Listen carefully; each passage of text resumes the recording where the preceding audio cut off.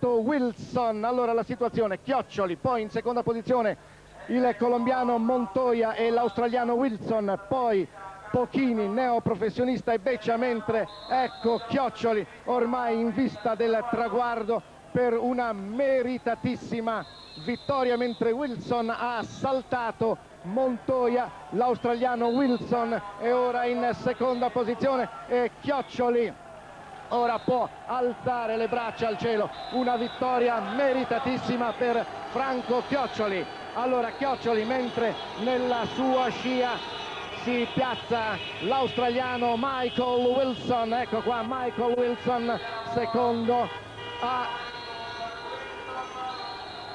14-15 secondi. Anche Wilson alza le braccia e ora vediamo Moser che si piazza al terzo posto, poi Montoya, poi Van der Velde, poi Lemon, poi Da Silva, poi Amsten, Lejarreta, poi Pochini, Baronchelli, Volpi, Van Impe, poi ecco che arriva Godi Schmutz, Continino in leggero ritardo, poi Beccia, poi Moroni, poi Primma, quindi Visentini, poi Bombini, Gutman e Saronni in ultima posizione di questo gruppo.